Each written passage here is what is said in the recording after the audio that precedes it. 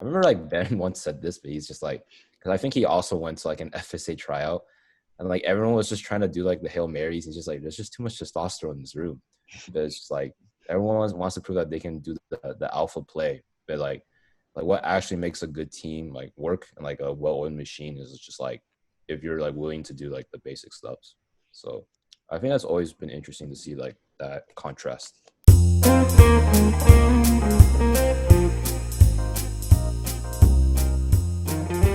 Hey y'all, welcome back to another episode of Nuanced Nonsense. This is your co-host Alex. And your other co-host Ben.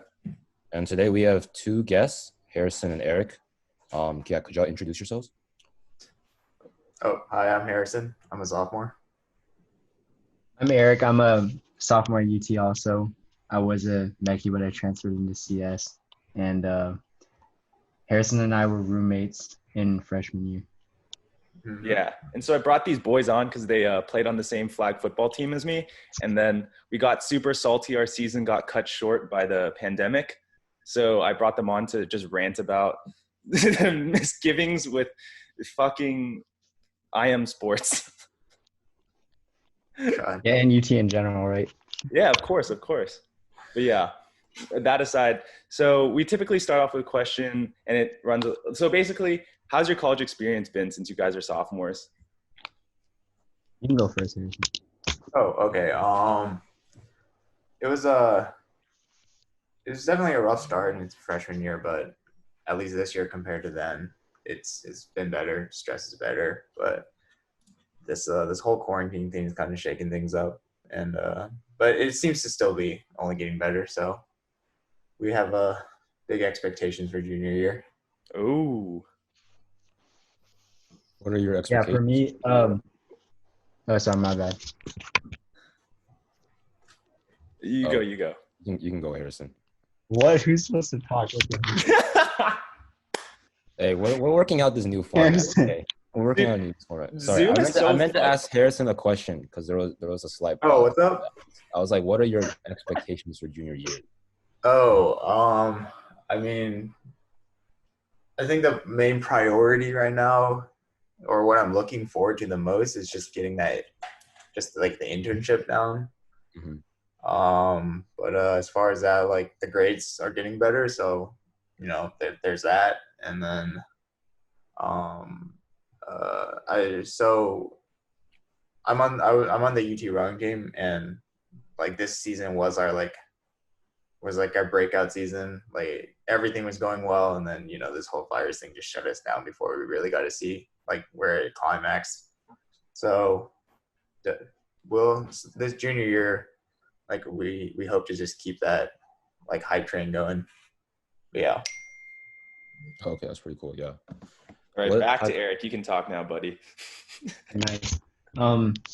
Yeah, so freshman year I was a mechanical engineer, and then I was pretty good at it. Like I'm pretty good at like physics type stuff, I'd say, or like I'm like more into that stuff. But I thought that like I really didn't like the way that it was headed. Like I didn't know if mechanical engineering was like what I wanted to do with my life, so I switched into CS because I thought it'd be like more. It was like more free, you know what I mean? Like with electives and stuff, and just in general in terms of your career, like mechanical engineering, like I chose it in the beginning because it was more broad, but it ended up not being as broad or close to as broad as I thought it would be. So I switched into CS where things actually like have been pretty broad. And yeah, that's pretty much been my academic college experience. Yeah. Any advice for people like looking to switch majors or just like thinking about it? Oh yeah, so like obviously the easiest thing to do is get your GPA really high. Like when I was in Mechie, I somehow kept a 4.0, which is like pretty clutch to me. And then when I wrote my essay, like to switch, I feel like the essay is more important. One of our other friends, Jack Lee, he's been on this podcast before, right? Yeah. Yeah, Jack was like he also switched into CS, and he helped me, and he just said like even if your GPA isn't good, like your essay can like make or break it, and you just kind of got to show a passion, like a not just like a verbal passion, but like you have to have completed something, like in CS, like do some projects, or like I guess in like environmental science, like do some projects to like prove that you're not just like passionate, but you're committed. And I feel like that would give you a good shot because like there were a lot of people who transferred into CS from like English and like UGS, you know what I mean? So like definitely anyone can do it. Have you coded? Have you coded before? Huh? Switching to Yeah, air yeah, code? I coded before. I had like a part-time job thing ever since high school that I was like kind of working on the side, and that helped me more. Like that helped me like realize like I can do this. I don't want to say I was like passionate about it, but I would say like yeah, I can definitely do this at like a decent level. So that kind of helped me get an edge. So what was Do you like the think? switch for you? Like what made you realize, hey, like CS is the path, not like engineering? Um, Engineering was fine. I think I could have been an engineer, but like the biggest thing for me was like I didn't like how stressful it was. Like the entire year hinged around like three midterms and a final, and that was like it seems like that was like every class, and I had taken in every class that I would take up until I graduated. And even though like I obviously did well, like I got A's and stuff, it was like I didn't like how so much of it rided on like a one-time performance. And I like CS and more like you get to work in the lab, even though the lab is hard, like pretty much everything like that's everything that's worth doing is hard, right? So I just ended up saying like I'd rather do CS than this in terms of stress. Fair. Dude, I hated working in the lab. I'm also Dude, serious. labs are hard, but like engineering labs are also hard. Oh yeah, that's fair. I think because you said you were taking 429 like right before we started recording, but Yeah. 439 is also pretty stressful in this Yeah, lab. yeah. I've all of my friends have taken it, so like I know I definitely know about it. And like I was over at my friend's house like while they have like kind of a house where like six people live together, and um I was over at their house like a lot when they were working on OS, so like I definitely knew about like the late nights and like Hmm. the debugging and the test cases and stuff. So I know what to expect basically. That's good. That's good.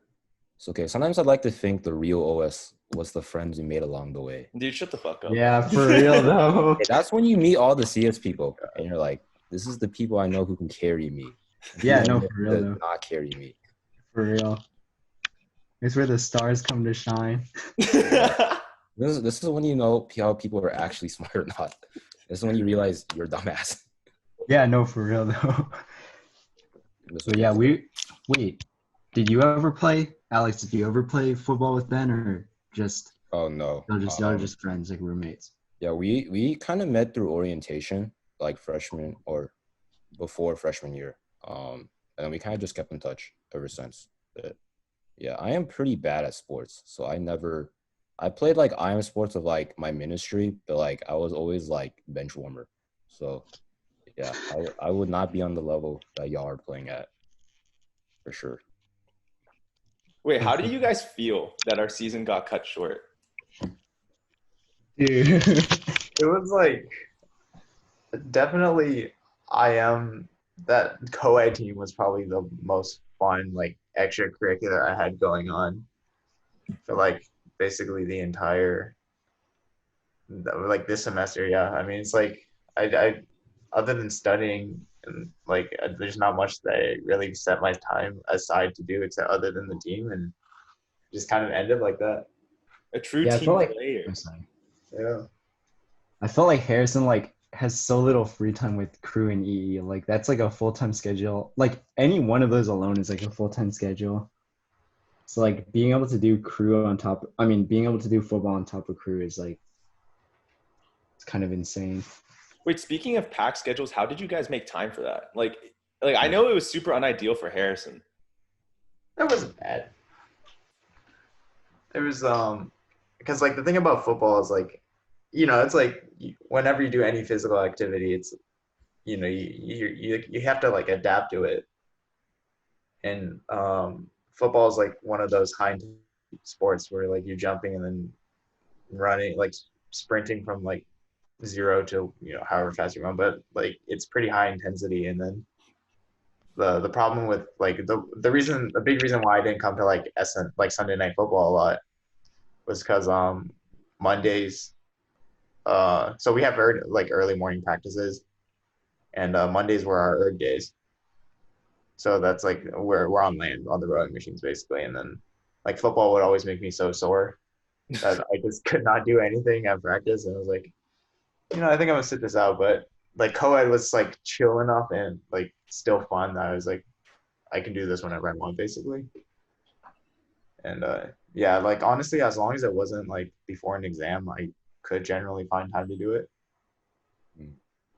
Yeah, same for me. It's pretty much that like things in my classes were like they tended to be due on Friday, so it was like if I could finish it beforehand, then I can make time to play football. And I kind of wanted. I was doing a pretty good job of this actually, like in this semester, like working out every day or every other day. So like it gave me more of a motivation to finish things early, and like I don't really care about the grade anymore. I just care that I finish it so I can go do other things because I feel like that's more fun. Did y'all all live in quarters? Come again? Y'all all live in quarters in Oases or? No, that was just like the other guys. Like me and Alex lived in a different apartment complex. Mm-hmm. Oh, for some reason I feel like all like the Asian people at UT live in quarters in Oases. I mean, to be fair, you're not wrong. Yeah. It's like a well-known brand, you know. I feel like Yeah. the place where me and Ben live is like you kind of have to know someone to like tell you like where that place is because it's like an independent like condo. So. Oh yeah, I have one of my friends who lived in something like that in West Campus too. Mm-hmm. Yeah, it's definitely like quarters is more like a brand. You're definitely right about that. Yeah, it's also like a little nicer too. You kind of know management better. Dude, every single time something in our apartment breaks down, I have to like freaking beg the management to like please, like we're paying money, like you have to fix something. They're like, nah. No, let me tell you. Oh my God, me and Alex still have to fix this. But like a lot of the times whenever we'd complain about something going wrong in our apartment, they would always just be like, oh, it's the tenant's duty to like fix this thing, do that thing. Like we're like, oh, can you like replace this for us? Like, oh no, you got to go replace that. And we're like, what the F? And so we would always just be like, okay, that means whenever something's wrong in our apartment, it's on us until it's like super fucked or it's like something we legit cannot replace. And so our like ceiling like lamp thing, like the top part like that keeps it attached to the ceiling like came undone, and so it was just like a little shaky. And then we sent a picture to the thing and we're like, okay dude, we can't fix this no more, you gotta go fix it. Yeah. And it's still having to. Forehead. Did we fix it yet, Alex? I feel like we did. Like I feel like we fixed it like right before Corona.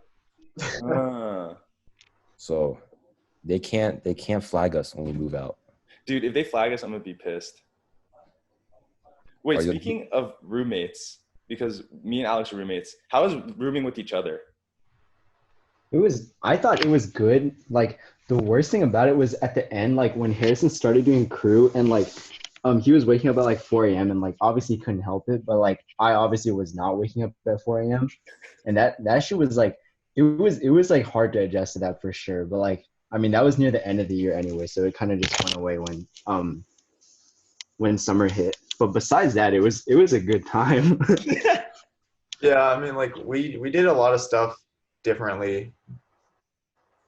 But we generally just got along over everything. So yeah, it was pretty weird actually in the end with the whole like early alarms type thing. Like Eric, you want to tell them about like your construction worker like earmuffs or something? Yeah, I bought a bulletproof like the bulletproof earmuffs that like you can't like hear anything over. The shooting range earmuffs. Yeah, for the shooting range, like for shotguns and stuff, and that actually worked. Like that actually worked perfectly. Wow. I should have bought that. There's always construction because like they're trying to tear because we live near like where the old KFT was and like near campus. So like they're like tearing all that stuff down. So there's always construction. And like every day I wake up at like 7 a.m. because like that's when they start working. And I'm just like, it's truly over. Yeah. Wait, speaking of these, how do you sleep? Do you turn when you sleep? Nah, I sleep on my back. I'm pretty docile. Is that the word? Docile? Yeah, docile. So you're telling me you're like a corpse. You go to sleep and you wake up the way you went to sleep. Yeah, pretty much. Like I don't toss and turn or anything like that, I don't think. Damn. Yeah. Yeah. It's pretty nice. Wait, Yeah, dude. no, it was a good year. But like looking back on it though, like it was almost everything that we did. Like it would be like I wouldn't say, or mostly it was like opposites. Like I would get in the shower and maybe be there for like 5 to 7 minutes, and then like Eric would hop in after me. He'd be in there for like an hour. I know, right, dude? Okay, wait, no, I can't talk about that. Never mind. No, and then yeah, so then it was, it never really became an issue. Like worst case scenario, a few times I like just ran to the first floor restroom if I really needed it, but it was pretty good. Like we spent a lot of time together, like just studying in the room as well. But yeah, just being with Eric for those 2 semesters definitely made it a lot more bearable, especially with like the incredible amount of stress that I felt from like being in college for the first time, like having to deal with all the bullshit from EE. So yeah. Wait, What did was you some of guys the know each other prior? Oh yeah. It was Wait, how do yeah, you? we have a very long history. God, I think we've been like friends since maybe second grade. Yeah, Yeah. something like that. We've known each other for quite a while. Harrison has a more interesting story than me. You What do you should mean? tell it. Interesting story. Like your journey to end up getting at UT is not common. Oh, I mean, I Explain think yourself. I think he's just talking about the fact that like so for the entirety of middle school, my my mom's company sent her to China to Shanghai, and I had to go with her. So I was just there for 3 years, and I went to an international school though, so it was like going to school here, but just there. So yeah, and then after 3 years, I came back, and then instead of going to high school in the regular Plano school system, I my mom opted to send me to private school because I was like a terrible student at the time. She was like, and everyone hears about like all the like the competition at Plano and like Jasper and Plano West. So then my mom's like, nah, I'm not gonna. She's like, you don't have to go there, you know. But yeah, and then I ended up at UT, which was I was surprised too because it was like it was technically my reach school because like it getting into UT isn't easy. So yeah, but you know. Have you guys ever heard like those horror stories of like really good friends rooming together and then like their living habits don't like mesh well and so they end up not what do you mean? Like how do I phrase this? Like do you know that what I'm talking about? Like the rumors where it's like Yeah. It's like you think you know them well, and then it all goes wrong. Like yeah. everything starts annoying you at one point. Yeah, like how do you feel about that? Because like I feel like that's generally like from what I've experienced and what I've heard, like that's generally what happens. Uh, I don't feel like I took anything super seriously enough for that. yeah. Just like the way that we were, just like, or the way that we are. I think there's not a lot of stuff that really gets us riled up like that. Um, I mean, we I guess like with me with the alarms, and then like sometimes Eric stayed up late, but I am the type of person that can just kind of go to sleep during like any situation. But yeah, we never had any like weird rough patches. Like Yeah. I think it was just like whenever like the second that something started to bother any of us, I feel like we just say it. So it was like it wasn't like something like you were harboring resentment or something. You know what I mean? Like it's not like, oh, I'm so mad, like everything pisses me off or something. It's just like okay, like if something's bothering me, I'm gonna say it and like we're gonna come to a solution and like I'm not gonna be salty about it in the meantime. You know what I'm saying? Like I don't feel like me and Harrison are the type of people to really be embarrassed or shy about something. You know what I'm saying? Fair. I So don't what's know. your I don't know. I'm just speaking for myself. Yeah. so like what's your advice for like good friends who room together? I mean, what seemed to work for us or what we basically did every time was just tell him straight up. Um, I'm trying to think of something specific that I know. I remember exactly how Eric would tell me these things, but I like right now I just can't think of anything specifically. But he would just be like, "Hey, can you just not do this? Can you not do that?" It was like it was serious, but not like angry or anything. So, and then we've known each other long enough to be like, okay, yeah, like he's not joking about this. Yeah. Yeah, I mean, like, it's just like in general is like say what you got to say. Like, don't like hold back and make things worse, and then just like don't take anything too seriously. You know what I'm saying? Like, it's not like offensive or like personal or something. And I feel like that applies to a lot of things in life. Like, crappy things happen, or like you feel like you get hoed, and sometimes, and like you just can't take it. Like, most of the time, it's not someone trying to go out and like actively screw you over. It's just like literally a miscommunication. You just have to like bridge the gap. There. Yeah, like something like I guess y'all both mentioned all is like Harrison doing crew and like I guess like the early morning stuff. Like I guess for like me asking Harrison like what made you like want to like join crew?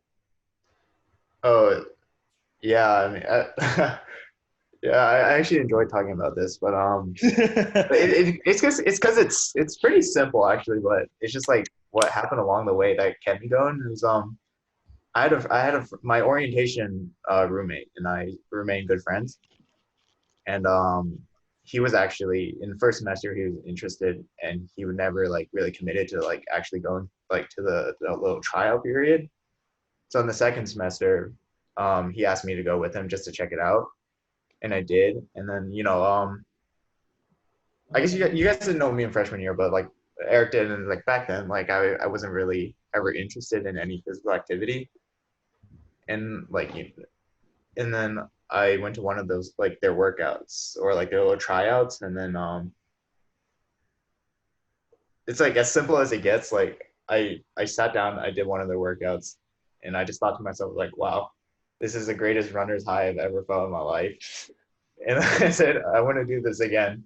So I kept on showing up just so I can leave practice every day and say, wow, that runner's high was great. I don't care how bad like the actual like I don't care how bad it was to actually do it, because like at the time like I was literally just chasing a runner's high. And but yeah, and then I kept on going with it, and then I got better at it, and I got good at it, and it was like, you know what, this is fun. I think I'll just stay with it. And yeah, like now it's just something I genuinely care about. And as far as it goes, like having to commit yourself to those kinds of like early morning practices, and then a second one in the evening just to make sure that you stay healthy. It was like it definitely helped me sort of put everything together. So if you could hold yourself accountable at crew, you can like if you had the strength to mentally say like, I can make it through this, you can apply to something at E. It's like, okay, well, this is nothing if I can do a 2K or something. So yeah, but it was just like a wake up moment as well. I feel like crew gets a really bad rep for like being an early morning sport. Like, is it really that bad? I sleep at 10:30 every day during the regular season now, so that's pretty bad. yeah, like most people don't want to commit themselves to that. It definitely is. If you can't force yourself to sleep earlier, it's not good. Like I have teammates that sleep at like 12 to 2 a.m. every day, and it's not good for them. And but it's also one of those things where if it's something you really care about, and you like, it's just one of those things that you're okay with giving up. It's like it's to me it's not really a big deal anymore that I can't that I well not that I can't, but I choose not to stay awake past like 11 p.m. now. So it becomes not such a big deal. So yeah. Were you like a morning person before, or did you kind of like just become that way? Probably not. I mean, my schedule was pretty similar to Eric's before I started all that. So, usually we go to bed at like 2 a.m. or something. And then, my first semester, I slept past a lot of my 8 a.m.s, 9 a.m.s. And, yeah, I mean, yeah, it's my whole organization in my first semester, whether it was like because of crew or not, like was just so out of whack. Like I just didn't know what I was doing at the time. Yeah. Wait, what are your guys' sleep schedule now in like quarantine? Oh no, no. I've been the same as normal. It's just like sleeping at 2 and waking up at like 10 pretty much. Like normal type stuff, and like I haven't really had any problems getting like schoolwork done. But like, to be fair, when you have all day to do nothing but school and you like live in like a decent, like, you know what I mean? Like none of us are, I don't think, are like not well off. So like, you know what I'm saying? Like we're not worried about like what to eat, what to sleep, like what to do. So I feel like we don't really have much of an excuse. Fair. I'm surprised you're that disciplined during quarantine. My sleep schedule fell off a cliff. Yeah. I just couldn't force myself to stay up late. Like a lot of my friends are saying like they couldn't sleep until like 6 a.m. and stuff like that. And I'm like, I couldn't even stay up that late if I wanted to. God. Wait, Harrison, what's your sleep schedule? You make it sound like it's pretty bad now. Yeah, no, it's so bad. I also like just, you don't have to hold yourself accountable for, 5:15 a.m. practices anymore. So I think last night I bought Assassin's Creed 3. I wanted to play that, and I was up till what, 4:45, and then That's how you got past the entire dad sequence. Oh yeah, yeah, I finished a big part of the game, but yeah, it's not so great nowadays, but you guys probably get it. Yeah. Yeah, my sleep schedule is already adjusted to something bad, so it really wasn't like, you know what I'm saying? It's not like it could go much. I've settled into a routine that is not that great, so it wasn't really that much of a shock. From what I understand is that people went from bad to like worse. So, I mean, Ben, Yeah, what's your that's sleep fair. schedule like now? Dude, I think it was 2 nights ago I went to sleep at 6 a.m. and it didn't even seem like a problem to me. One time I Holy. slept at 4 and I was proud of myself. I was Dude, like, how do you sleep when the sun is coming out? Like that just like I can't do that. Like whenever I see the sun come out, I'm just like, all right, I there's can't a sleep will. anymore. There's a way. Yeah, That's all I can say. like nowadays, like it's normal for me to hear the birds chirping when I go to sleep. Holy shit. Okay, so yeah, so basically you're at that point where like you become reverse conditioned. Yeah, I feel like I prep myself to sleep at like 3 or something, but I just watch YouTube for like too long. Like the other night, I was like, oh, some like Harvard Law like moot court case popped in my feed, and I was like, I must click this. And then like it's like an hour and a half long, and I just watched some girl like faint, and I'm just like, this is not my time. And yeah, and all of a sudden it's like 7 a.m. I'm just like, what am I doing? Yeah, that's Speaking of quarantine though, how is it affecting like the rest of your life besides sleep schedule? Yeah, it's pretty crappy to not be able to like hang out all the time and stuff like that, which I feel like humans just generally want to do.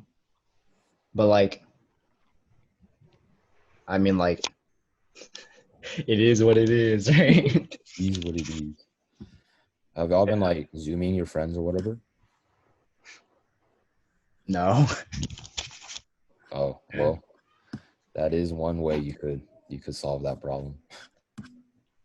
Yeah, I mean, we've been playing pickup basketball more recently now that like we have time again after finals. Like just me and Eric. Yeah, just a 1v1 type thing. Yeah.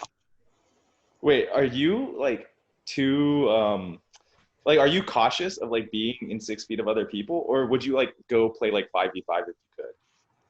I would not play 5v5 or like 7. Some of my friends actually like they're like already playing like not friends that go to UT, but like they're already playing like some, like they don't care anymore. But like I haven't done anything except for play 1v1s with Harrison. I mean, I know that he's not like going out or doing anything. So like, Yeah. you know. Yeah, we both agreed to be pretty cautious about it. So Fair. Like, Y'all wear masks when you go out? what's up? Do y'all wear masks when you go out? Don't go out. It's like it's in his backyard, so Oh, okay. like his driveway. So you know, just pull up to his house and walk. We don't even have to go through his house. Just walk to his backyard. Oh, I thought you meant like when you go out, like go like Oh, you mean literally like out. for anything else? Oh, sorry. I assumed that y'all were like playing at a park or something. Like I No. didn't. No. wait, would you play at a park though? No. No. Maybe if it's like, I mean, obviously if it's like empty, but Yeah, but it's like never empty. yeah. Yeah. So it I sounds went like you to- guys are like pretty cautious, as you should be. It makes sense. Yeah. What is like how is this affecting like school for you? Because I know it's like anyone that's not a graduating senior is like it's messing with internships, it's messing with like a lot of other like scheduling things. How are you guys dealing with that? Yeah, so I got like three final interviews and I didn't get a single offer. Only one of them said it was because of coronavirus. I'm pretty sure it just sucked. But like, yeah, that's that's about it. Yeah. It's like just the way that the professors are like had to take some time to kind of get used to how all this, like how the new system would have to work, from like how the like teaching remotely and then administering like exams remotely. You know, like not all professors were like, oh, because it's online it's easier now, but there definitely were like most people probably know like those professors or teachers that are like, oh yeah, you know, because you have all these notes at your like at disposal, or you're at home, you can do whatever you want. It's like it's somehow easier. It's like, I mean, it's still the same thing. And then like a lot of professors changed the way that they wrote exams from previous years, because like classes are now all open note exams or open note quizzes. So definitely for my like digital logic class, the exams that they gave us this year were like, they follow the same format as previous years, but like the kind of stuff that they quizzed us or like tested us on, like they assumed because it was open note, like, you know, like they could just kind of throw stuff at us. And it wasn't stuff that I think anyone from any previous year probably would have expected to be on the exam. It's a curveball, but yeah, we made it. Very good. So okay, this is like looping back because I heard you bring it up and I like vaguely like remembered that Eric was talking about Overwatch before this. But like now that Now like, we're talking. Now we're cooking. Now we're cooking, this man says. So it's like gaming has been on like a huge rise like ever since quarantine started. Like what have you guys been doing? What's the move in your guys' opinion? Oh, I got on Fortnite right as they removed skill-based matchmaking, so I got my ass stomped and then I quit. oh yeah. No, yeah, it was hard to kind of tell myself to stop playing games, just because, you know, it's like just because you can doesn't mean you should. It was coming back from spring break, like we knew it was a 2-week spring break, so then like my teammates and I started up a Minecraft realm, and like no joke, in the first 5 days, I averaged, I think, like anywhere between like 12 to 15 hours a day just on the one Minecraft Holy server. shit, I didn't know it was that much. Wait, that's Yeah, so no, it was much. really That's bad. absolutely- It was like 5 days. It was like 65 hours. Oh my word. I was like, oh god, no, I gotta get off of this thing.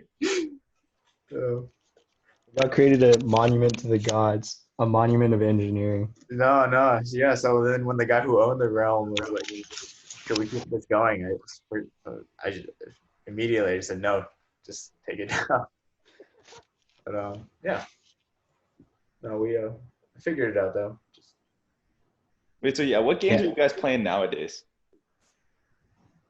I mean, like for me at least, I I really enjoy a lot of games, but I'm just like I'm first of all like I'm not willing to dedicate myself to them. Like I'm not willing to grind just to get better. You know what I mean? Like I'm playing this for fun. I'm not like Ninja where it's like where he was like, if you don't get mad at video games, like something's wrong with you.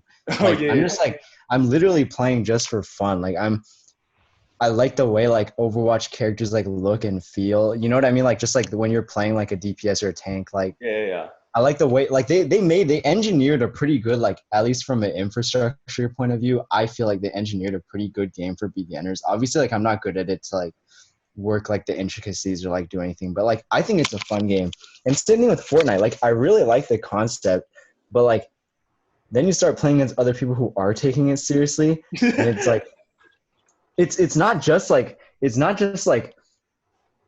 um there's something more than just like they're better than you. It's like on Overwatch, like people on your own team are like rage quitting. You know what I mean? Like if something goes slightly wrong, like they take personal offense to it, and suddenly like it's not even a game of you versus the other team. It's like how can I stop this person on my team from actively trying to lose while beating this other team who's like gloating that they made one of your players like start tilting.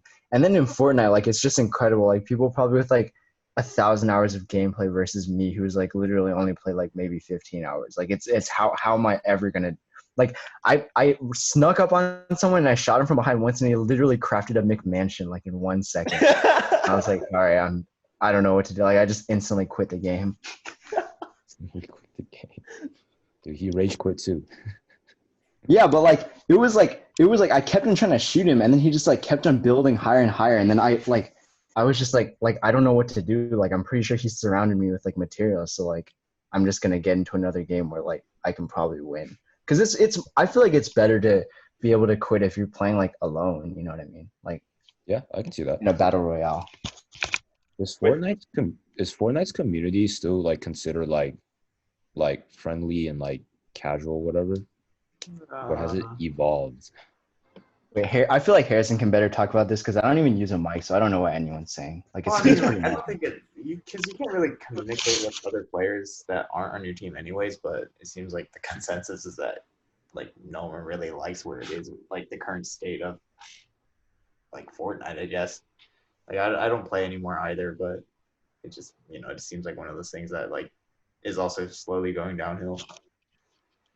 I know people are saying like League is going in the gutter. Like I watched that video that Boy made about how like the state of like solo queue is like completely trash or something.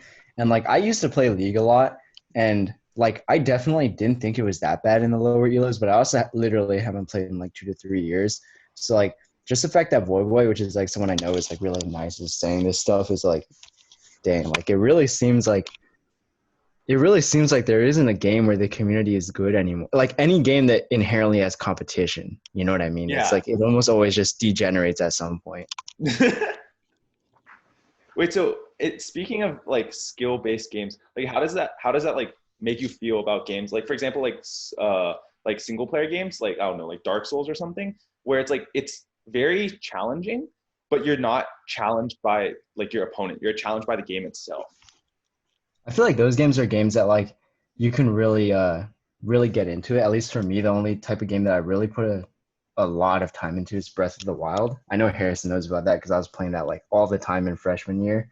But like it's more of a game like that's more of a game where like you learn like the territory, you learn the terrain, you learn like the tricks to combat, and then like you can start to like really do something cool. And I feel like those games are better. Like I don't know, like Super Mario Maker is another example. One of those games like people are just out there to be better than themselves. You know what I mean? It's not like really a competition, although of course like you can make it a competition. And like I feel like those communities are generally a lot less toxic. It's just you know what I mean. You're not pitting a man against another man. It's man versus machine. Wait, so Yeah, do you exactly. think that like toxicity is bred because of like competition or when there's like a quote unquote rank tied to like your game, so there's value to it? Uh, I'm sorry I'm talking so much, Harrison. If you want to answer, you can like go for it. Oh,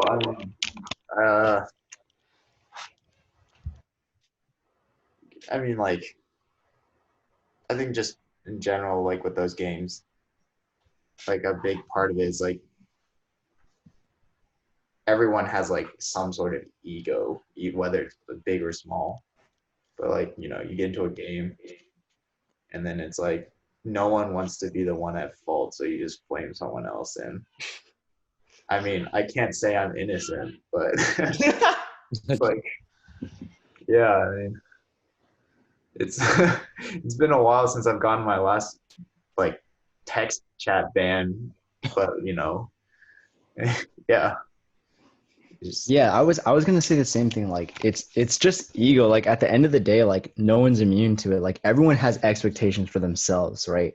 And like because we're human and like we mess up at easy things, we like we will definitely mess up. You know what I mean? Like we'll definitely make like horrible mistakes, especially when you're playing a game, like somewhere where it's very easy to make mistakes. And like I feel like the reason why the communities and like the single player games are a lot less toxic is because you really have no one to blame but yourself. I mean, like you can blame the game's glitches, but like at the end of the day, like it's still your responsibility to learn like how the game works, like whether it's an old game or a new game.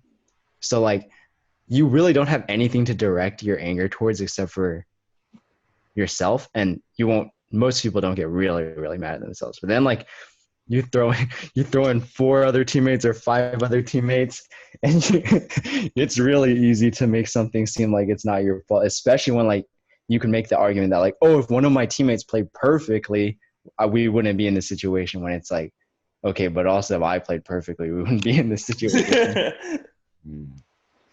I mean, competition is kind of like that across like any field, right? Like for like sports and stuff like that, like there are people who are like notorious for being like overly toxic. Like, have y'all ever experienced that in like IM sports, or is like your experience like usually pretty chill? Oh my god, yeah, oh I yeah. experienced it. Bro, I feel like I'm the toxic one. If you think you're toxic, you haven't even experienced toxicity. Okay, wait. I know some people that are really toxic, but like, yeah, like what Alex said, I think the layover, like the competition factor is like really like the important aspect here. Yeah, like I don't know. I really only played IM football, but like I feel like the egos, like football is like a game where like you're really like, even though it's not tackling, it's really, really, really competitive at any level. Like no matter what, like there's something to prove and like someone to get styled on, no matter what position you're playing. And like so much of it can be blamed on like other people because it's a huge team game or straight luck. And like, you know what I mean? Like it's at its like lowest level, it's like 7-on-7, right? And Yeah. like at a real level, it's like 11-on-11. So like you have to play perfectly as a team on defense to execute something, and on offense, you got to at least like have like a couple people playing like 3 people beating 3 people. You know what I mean? Like in order to have something happen. And I feel like that's what makes me like football so much. But I feel like that's what generates so many like bad eggs. You know what I mean? Like you can really like, especially at the level we're playing football, like I don't think there's anyone playing it like extremely well. So like there's always like, I feel like we're at such a beginner level, like there's no way you can blame other people. You know what I mean? Yeah. Do you feel like at our level, like actually I feel like I already know the answer, but like do you feel like it's more like of a team effort or more of an individual effort? Because I personally feel like people are out there more to stroke their own egos and like, oh dude, like I fucking got this amazing catch, or I like got this amazing X thing. I don't I wonder how Harrison feels about this, because he definitely plays like like in freshman year I played almost like every single day. Like genuinely almost every single day I played football. Yeah. But like in at least in my case, there are definitely people like trying to like just style for themselves. And like the way that I played is I just hopped into whatever game was happening. So it was really just myself until like I made friends. But like there were definitely like a lot of people who are just like in it to like, I guess, show off or like prove that they're better than a lot of people, when there really isn't that much of a like skill difference. And even when there is like an incredible skill difference, like if your teamwork isn't there, like a better team will destroy like a team of very talented individuals every time, in my experience. Like, yeah. definitely. But I wonder what Harrison has to say about this. Oh yeah, I mean, like just listening to what you're saying, like I can only think of one unnamed individual that we've been talking about somewhere recently. But yeah, like I the first time I played IM was like first semester of college, and like we both played for the FSA like team just because it wasn't really anything special at the time. Like it was before Goodfield, so like people were just there to be there. But yeah, some people were definitely a little bit, I guess, like too emotional when it came to some things. We're I just remember the one game that we played together. Like, I don't know if you remember, Harrison, that one game that we played together against that one team. Like, yeah. they were way better than us. Like, not only were they Yeah. a better team than us, like they were individually just like each better than all of us for sure. And I just remember like that was kind of like my first taste of like what people bring, like what it takes to win an IM game at UT at any level. Like for someone who has never played like or like has very little football experience at like anything other than a just like trolling level. It was like, oh, okay, like I'm gonna actually have to get like better if I want to hang. I don't know if you felt that way after you played that game or not.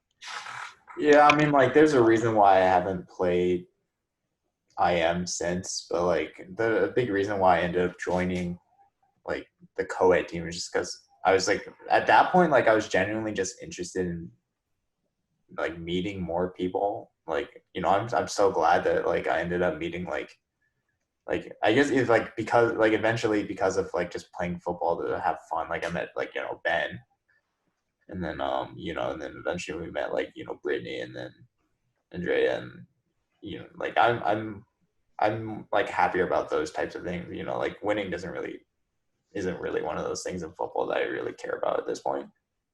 But, yeah, I mean, Yeah, I so definitely agree. Oh, Alex? y'all can go ahead if y'all were about to say something.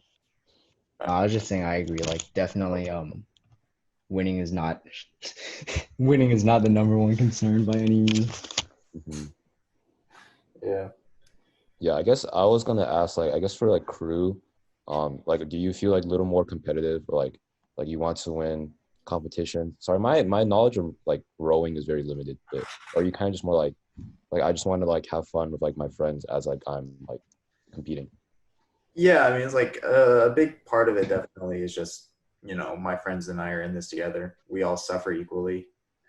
But yeah, like because when it comes to competition, I'd say it's definitely it's a little bit different because you probably if in terms of like tension that you feel, like I guess the most tension you will feel is probably between your teammates because it'll come to a point where like obviously like the largest boat you can fit is 8 people in one coxswain, and so there can only be like one top boat and then a second boat, third boat, fourth boat. You rank it by like how fast people's 2Ks on the rowing machine are. But then so during those times, like when coaches are like assembling boats together, like they have a lot of considerations. Like it's like just because you're strong and you pull fast and you're absolutely massive and your body's shaped like a Dorito or something. It's like, but it's like it's a mostly leg sport. Like just to clear up any misconceptions. But when a coach is like creating these like fastest boats that possible, like it doesn't just matter like how fast you're on like rowing machine times are, or like how big you are. It's like how good is your technique, how well does your form like fit in with the rest of the boats, like can you follow the person in front of you correctly.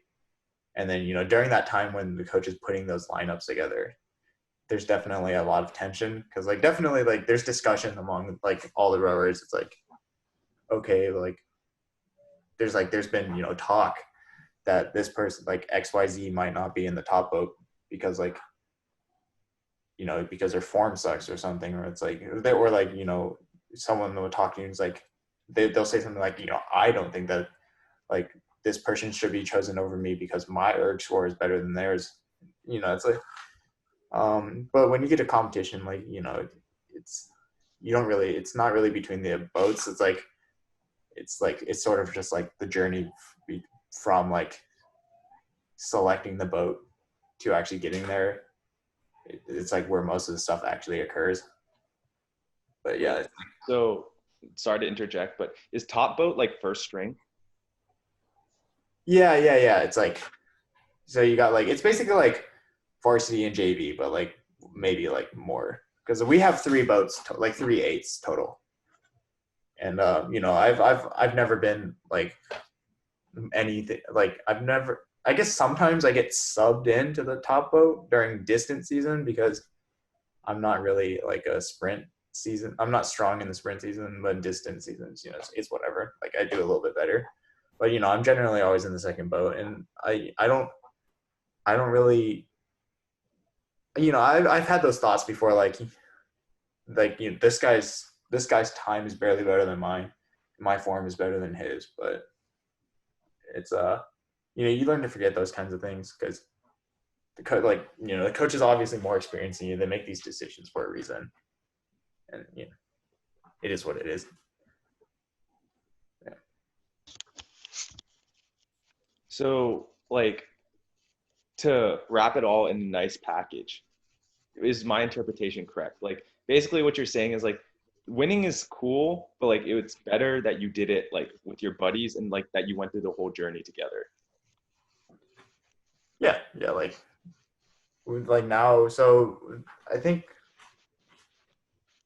when I just started, like I wasn't in varsity yet, but the varsity had like a big issue when I just started, that there was like the tension kind of like it just kind of like snapped, and then like one of the top guys sent the coach an email, and he was like, hey, I don't think that this person should be in the top lineup.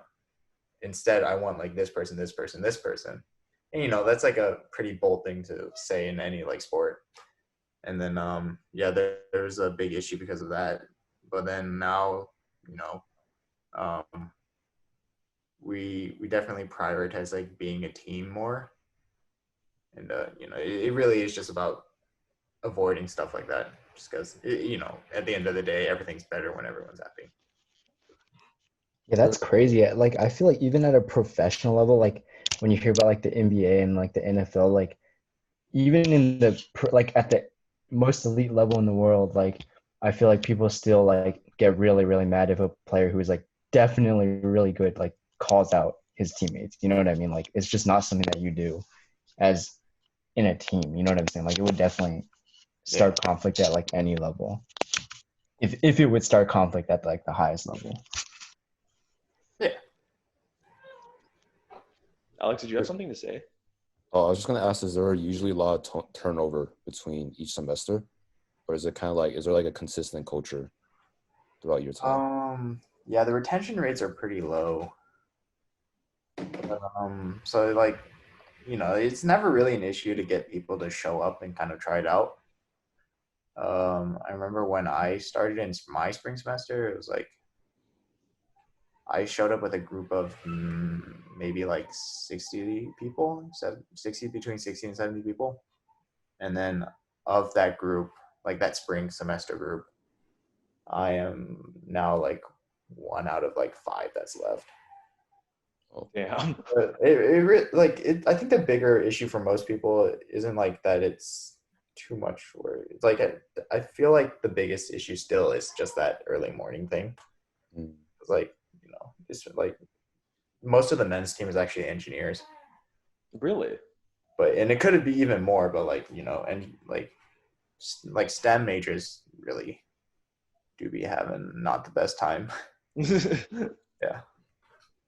So this is something that like I kind of remembered. Me and Alex were talking about it before, and this is brought up by, have you heard of The Last Dance, like Michael Jordan's like documentary? I know of it, but I haven't seen it. All my friends are watching and I haven't been. I just don't know that much about basketball. Okay, so basically the summation of this is like, it's a documentary of like their like the last Bulls championship season, and it just documents like all of this footage of like Michael Jordan and his team like during that time. And so there's like a lot of discussion about like, do you need to have like that top dog, like result based person in your team to achieve greatness? Like Michael Jordan was like notorious for being like, you know, like an asshole to his teammates, like really like pushing his teammates and, you know, not always being a team player. But it's like, do you think you need that to achieve like greatness? Harrison, you want to go first?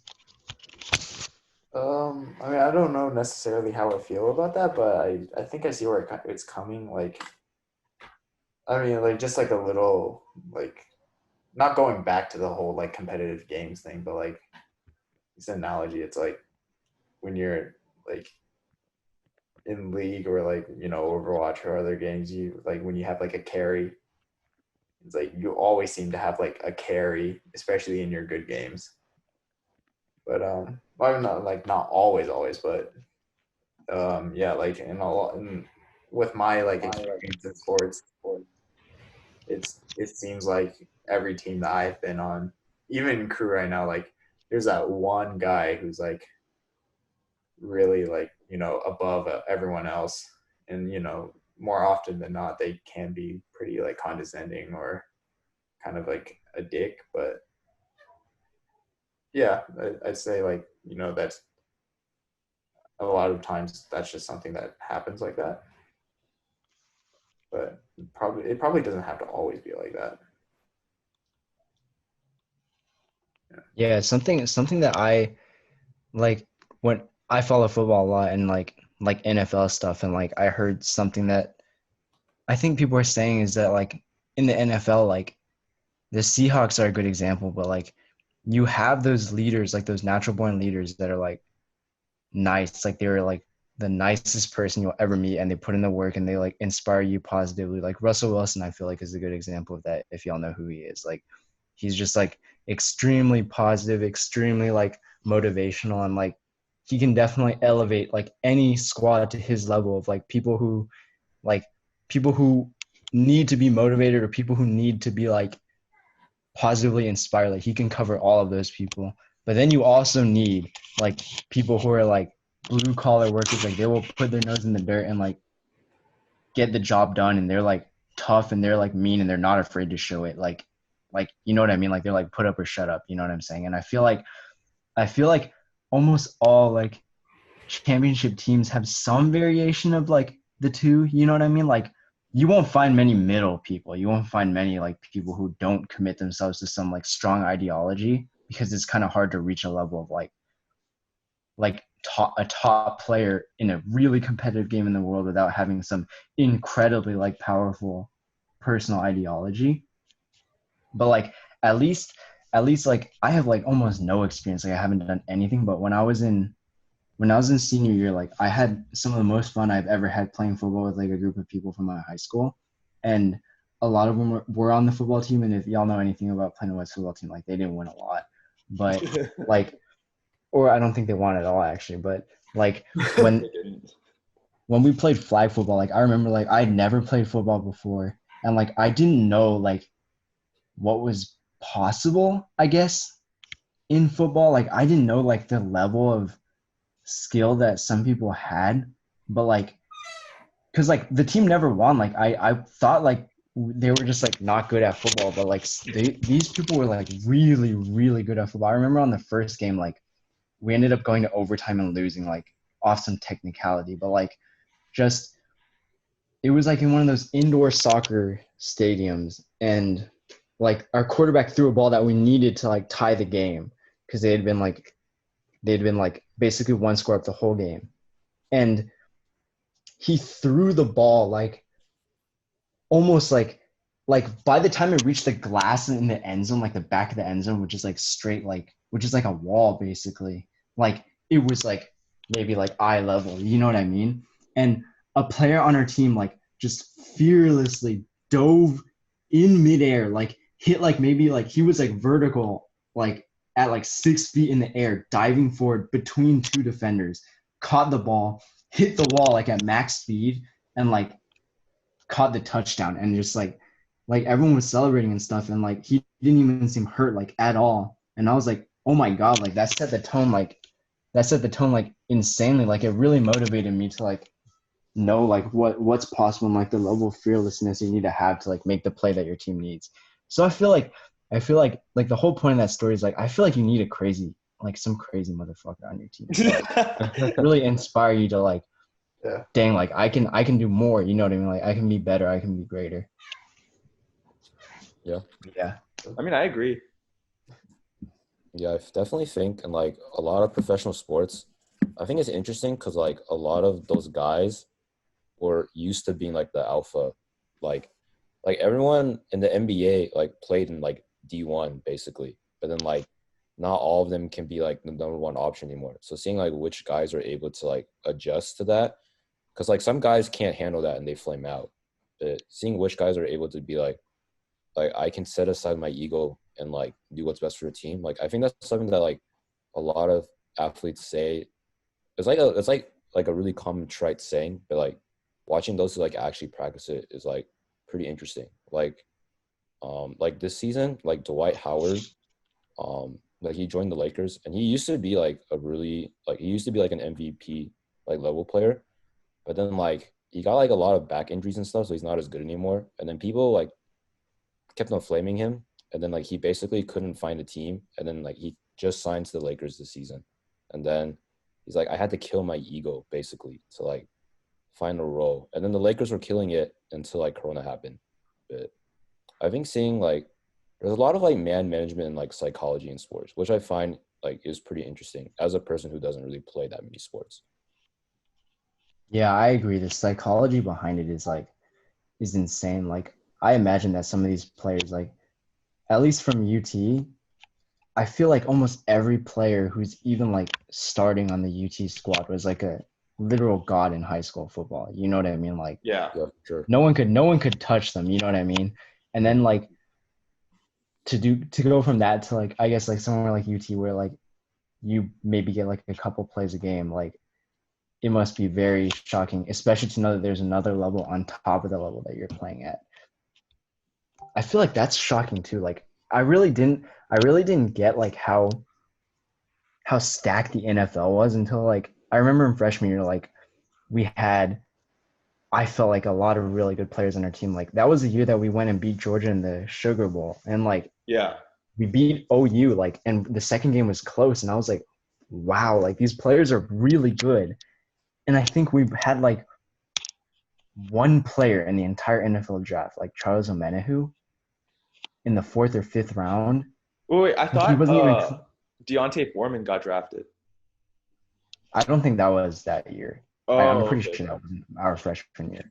Yeah, But yeah, like okay, yeah, but Deontay Foreman isn't doing anything either. yeah. He But he like, was he was in the 2017 draft, so probably was the year before. Oh, okay, okay. yeah, but like, it was just like, oh my god, like this player that was playing D1, a constant starter, like a corner piece of his D1 team, who was like consistently destroying matchups in D1, like Big 12, like real football, like is barely getting drafted or not getting drafted, like barely getting signed. I thought Lil Jordan Humphrey was a huge example of that. Like he was so clutch at UT. Like he was making every play. He was doing like he was just so clutch in all like the moments that mattered. And then he had like I guess a bad 40-yard dash or combine, and then signed by the Patriots and like I mean not the Patriots, the Saints, and like had like 3 plays where he was like on the field. Like how you go from that to that in 1 year is like I have no idea, man. It's Like insane. can't have an ego. There's no way you can have an ego. Or it's like you definitely I think you have to have an ego, but you need to know how to like balance and handle it, right? Because like you can't let your ego consume you, or like let it like cause you to be arrogant. But I think you need to have an ego to be like, I want to like prove that I can be the best. But it's like a very fine line for sure. I remember I was reading like an excerpt from sorry, this is another like basketball reference, but like I think like Phil Jackson, like they called him the Zen master because like he would find a way to like manage all those egos. Like Michael Jordan obviously had a super big ego. Like Scottie Pippen um also had a pretty big ego. And like he would kind of balance like the bench players by just being like, okay, I know this guy has a contract dispute right now. So like we're gonna play him right now, so like he can feel like he can prove that like he can earn his dollars. And once he figured it out, then I'll start playing the other guy. And I was like, dang, like this man is actually extremely big brain. Because like I would just be like, oh, I'll just play whoever is the best right now, you know. But then he's like he's literally like it's like a chess game basically. I could not imagine what egos would be like when you're playing for millions of dollars. Like I could not imagine, you know what I mean? Like Yeah. being a starter or not in any like commercialized sport is like the difference in making no money and like millions. You know what I mean? Yeah. It's definitely very boomer bust. But like I guess that's why like there are like so many athletes that like try to like reach that level. Like on a smaller scale note, I like played a lot of IM volleyball. It was a sport I picked up in college, and like playing it, like I began to realize like I think all of these themes come alive in team sports a lot more. Like because what's interesting about volleyball is that you can't perform a team function without the rest of your team. Like more than one person has to contact on the play, right? And so like what's crazy is that like everyone wants to shine, right? Like everyone wants to be on offense. Like you want to spike the ball, right? Because that's like the cool part of the game. But then it's like it's wild because only one person's spiking and five other people are like supporting him to spike. And it just like blew my mind because like when I was playing, like I wasn't the spiker and like I was constantly the person in the back. And like I enjoyed that. But like seeing how other people like are just randomly shoved there and like they don't get to do anything, it's just wild. Like I don't have much of an ego as a player, but like just seeing that's it's just crazy. Like it's a microcosm of like all of this happening all at once. Yeah, that's pretty cool though. I feel like I don't play much volleyball, but I did for a while, and it was like you could tell like the difference in like a beginner and an intermediate. I guess that's the only level I ever got to. The difference in like a beginner and I guess not beginner is like whether you know how important it is to be able to like dig and set. Like hitting is honestly like the least of your concerns, I guess. Yeah. The rest of it is just how well you rotate, how well you like cover and then give yourself the most opportunities. Like whoever ends up taking that opportunity is like really replaceable. Mm. Yeah, I think it's like interesting how like in like a lot of sports, like I think only really the glamorous stuff like the dunks or like the Hail Marys or like the really like really hard hitting spikes that go to the ceiling, like those are the stuff that people remember. But like I feel like 90% of the game is just like basic passes or like, you know, like the fundamentals and stuff like that. But I think it's interesting because like a lot of times like I remember like Ben once said this, but he's just like because I think he also went to like an FSA tryout and like everyone was just trying to do like the Hail Marys. He's just like there's just too much testosterone in this room. But it's just like everyone wants to prove that they can do the alpha play. But like what actually makes a good team like work and like a well-oiled machine is just like if you're like willing to do like the basic stuffs. So I think that's always been interesting to see like that contrast in. Yeah, I agree. Like in football, I guess the deep ball is like probably one of the most baller things you can do. Like when you execute it, like it's almost like stealing. Like it shouldn't happen. You know what I mean? Like no one should be able to just run in a straight line, catch the ball, and then just win. You know what I mean? Like that doesn't seem intuitive. You know what I mean? Like, Yeah. but the small times that it does happen, obviously besides like when you're playing for fun, it can happen just because you have like an insanely fast guy or something. But like at the pros and stuff like that, the only reason stuff like that happens is because you did all the other stuff right. Like you got all the small stuff right. You set things up underneath them. Like hundreds and hundreds of hours of training went into it. You're not going to be able to just be a casual and do it. You know what I mean? Especially not anywhere where it's like actually impressive to do it. I'd say I'm sure that applies to a bunch of other things. Oh, I don't know much about basketball, but why doesn't everyone just take threes in the NBA? Like it seems like they're all really, really good at shooting contested threes. I don't understand why that's not like a legitimate strategy. Like why even have a post-up game if like you have people like Steph Curry, KD who can just fire from pretty much anywhere. You know what I mean? I don't know which one of y'all like really watches basketball, but like I wonder why. Yeah. I mean, honestly, the post-up game is kind of dying. Like centers are basically useless. Like there are a lot of old school style centers like Jaleel Okafor, who well, I guess you don't know who that is, but basically he was like a really high drafted pick for the Sixers, but then the game basically kind of changed into threes, and then like he's outdated now, which sucks for him. But I mean, honestly, I think the biggest thing is like, you know, a lot of teams are actually not that good at shooting threes. Like there's always that meme of like the Houston Rockets missing like 27 straight threes in a row. Yeah, I was about to say that. I watched that game live. Like that was one of the only games I watched live that season because one of my friends is a Texans fan. I mean, not a Rockets fan. So I was like watching that game, and like obviously they missed 27 in a row. I was like, wait, is that normal?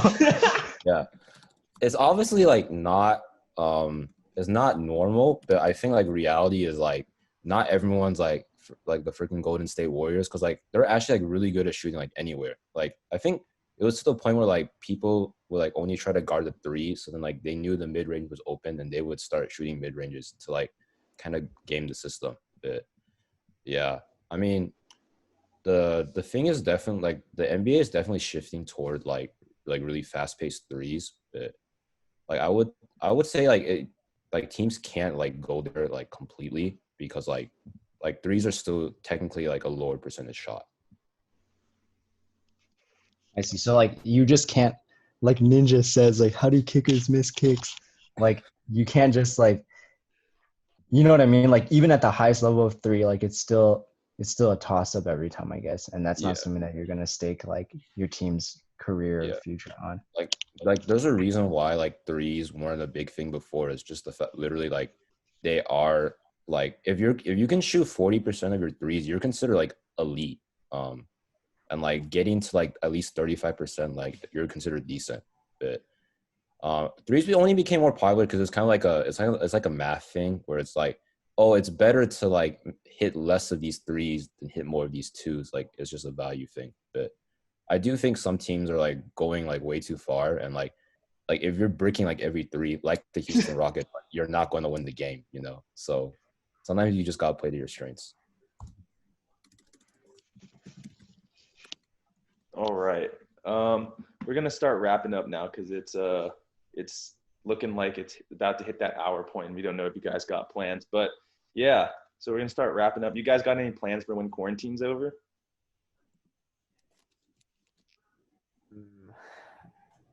More football, bro. But More football. realistically, yeah, no, more rowing, more cycling, all the good stuff. Yeah, at least I think for me. Oh, sorry. Wait, I didn't know you were done. Oh no, I was just saying, just being outside. Yeah, same. For me, it's just like I like playing like team sports. I like hanging out with people. Like I like to be doing activities, not like solo projects. You know what I mean? Like there's only so much like coding you can do as a CS major before you literally want to commit suicide, as a joke. But like, As a joke. I feel as a joke to any recruiting officers watching. But yeah, like I feel like quarantine is really testing like the social capabilities of humans. Like humans are like a pack animal, you know what I mean? Like we're not loners. So like even though technology is a good substitute, it's not like a complete substitute. So I feel like that's what most people are looking forward to. I agree. Do you have any plans, Ben? Honestly, okay, so me and my friend were talking about this the other day, and we were complaining. We're like, damn, dude, I just want to fucking go out. Yeah. Like, honestly, anything outside would be okay. But, like, obviously, that like you could do that if you want, but, like, it's not considered advisable. Yeah, I feel honestly like I'm just tired of like just being like at home, or like even if like you go outside, like your best option is to go to the park where like literally like everyone has the same idea, so like it completely defeats the purpose. So then you're like, well, yeah, I just want to reach the point where I can just go back to a restaurant or like go to the mall without feeling guilty. Yeah, honestly. Like, I'm gonna endanger my parents. Yeah. Yeah, I guess like wrapping things up, you know, thank you Harrison and thank you Eric for coming on the show. It was nice talking with y'all. Yeah, I forgot to say the tagline at the beginning, but we'll say it now. So you guys know, to our 5 viewers, you guys know that this is our podcast. But yeah, we're Nuanced Nonsense. We're not experts. We just like talking. Signing out.